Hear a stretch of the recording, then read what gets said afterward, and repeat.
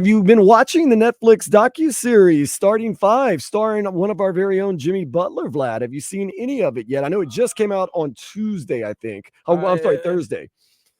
I'm gonna start watching. I've been going through things, so I haven't been really watching anything right now. So, but trying to get back into the swing of things. So yeah, but I've heard nothing but good things about um the show.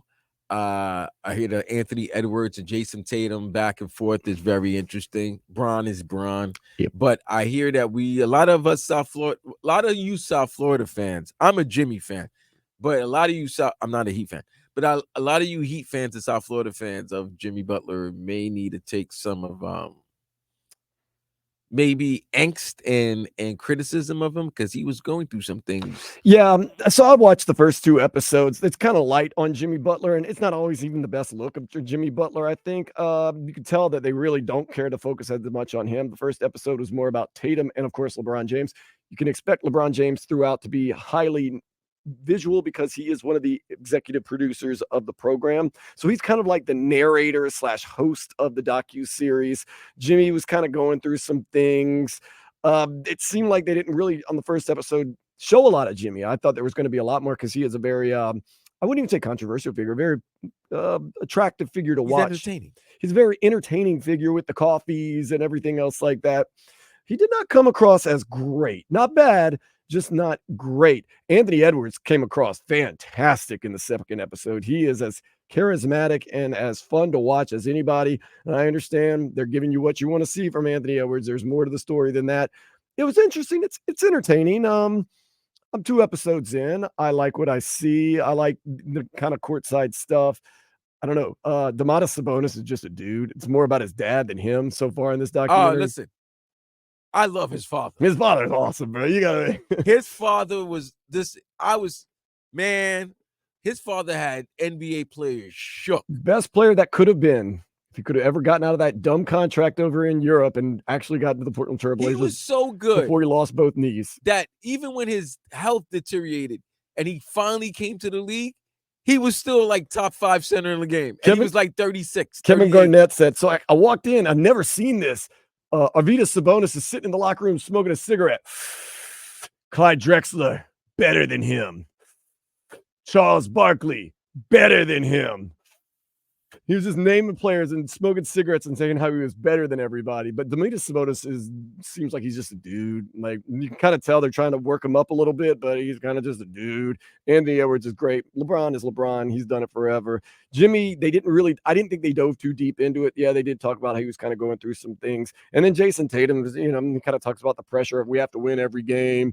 If we lose, I'm always the one to blame and stuff like that. Well, he won the championship, so I don't think anybody really cares. But it's worth a watch. I've been entertained for the most part, but so far, through 2 episodes, it's about LeBron and Anthony Edwards, and I guess rightfully so. So if you get a chance, take a view of it. Jimmy Butler is featured in the first episode, not really featured so much in the second episode. I also watched the Ali Wong new comedy special.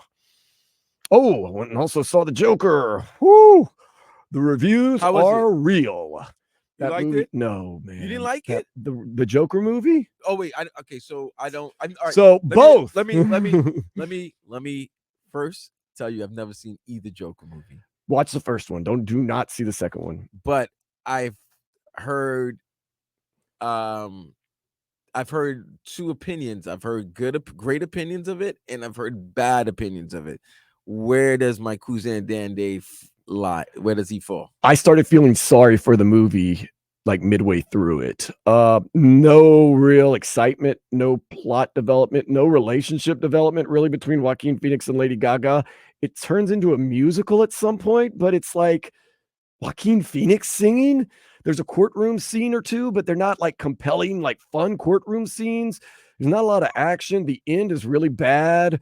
I felt bad for the movie. And like people are like around me, like leaving in the middle of the movie. People are asking me, like, you really want to stay for this? I'm like, I paid my good money for this. The only reason I stayed to the end is because I paid. And I stuck around the end to hear if people were going to say stuff. And people just seemed demoralized at the end of it. So I felt bad for the movie. It's like, it wasn't that bad. And people were like, no, it was that bad. It's not worth paying to see. I'll just put it that way. And I watched the Ali Wong new comedy special, and I don't know if the games passed her by or what her material was, but it was not as laugh out loud funny as she's been in the past. Kids. It might be the thing, but the thing is, her old stick in the past was making fun of her husband and her relationship. She doesn't go after her ex-husband because if you don't know this, spoiler alert, her ex-husband is her tour manager now, and she says they're still best friends. So she makes You know no. what? You can't really make jokes. It's like The Rock. I make jokes. The Rock's business partner is his ex-wife. And now Ali Wong is.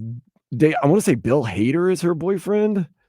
She has some funny moments, but yeah, she's dating Bill Hader. Oh goodness, Ali, you can do better. Bill Hader, who's that? Isn't that He's a Napoleon? comedian. No. It's wait a minute. Ali, you can do better. I'm sorry, but I don't know, man. Maybe it was just the end of the night. I was kind of, not in the mood for it, but I was trying to. It just wasn't great, man. And I love it. Oh, come on, Bill Hader's. Come on, man. He's one of the best out there. Come on, man. All right, no, I'm just saying, dude. He was what's the what's that name? What was the show on HBO? I don't know. Barry. I would say, oh yeah, Barry. He was great. I would say, I don't watch a lot of TV yet. All I've talked about is TV for the past 10 minutes. I love Barry. Yeah. Okay. Oh, but yeah, so Vlad, I mean, correct me if I'm wrong. You can DM me at Dan Day Radio. Let me know what you thought about, or if you don't see Joker. Seriously, Vlad, when I say Joker, I will tell you, wait for it to come out on a stream service because it's going to come out on a stream service very soon because it's a bomb. Okay. So if you're going to watch it out of hate or out of like seeing how bad it is. Do not get excited and watch the movie. Definitely do not pay to see that movie. Okay. And then Ali Wong, watch it and let me know if you think, you don't have to, but I'm saying.